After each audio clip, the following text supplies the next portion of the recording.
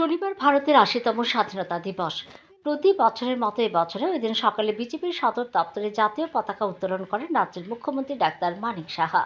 অনুষ্ঠানে উপস্থিত ছিলেন বিজেপির রাজ্য সভাপতি তথা বিধায়ক অভিষেক দেবরায়, মেয়র দীপক মজুমদার ও নিগম ওয়ার্ড কাউন্সিলররা সহ অন্যান্য নেতৃত্ব।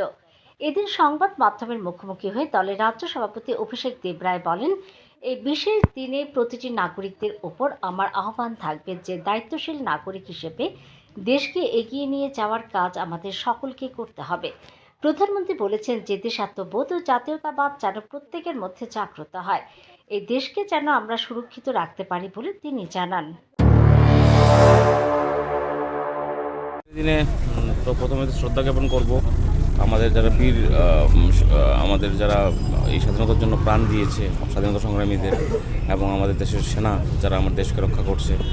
এবং প্রত্যেকটা নাগরিকের প্রতি আহ্বান থাকবে যে দায়িত্বশীল নাগরিক হিসাবে দেশকে এগিয়ে নিয়ে যাওয়ার কাজ করতে হবে। মোদিজি যেভাবে বলছে, দেশাত্মবোধ, জাতীয়তাবাদ প্রত্যেকের মধ্যে যেন জাগ্রত হয় এবং এই দেশকে যেন আমরা সুরক্ষিত রাখতে পারি। এবং যে রক্তের বিনিময়ে, অনেক প্রাণের বিনিময়ে স্বাধীনতা আমরা পেয়েছি, এই স্বাধীনতাকে সংরক্ষিত করে রাখার দায়িত্ব আমাদের। এবং আমাদের ভারতবর্ষ যেন মোদিজির নেতৃত্বে এগিয়ে যায়।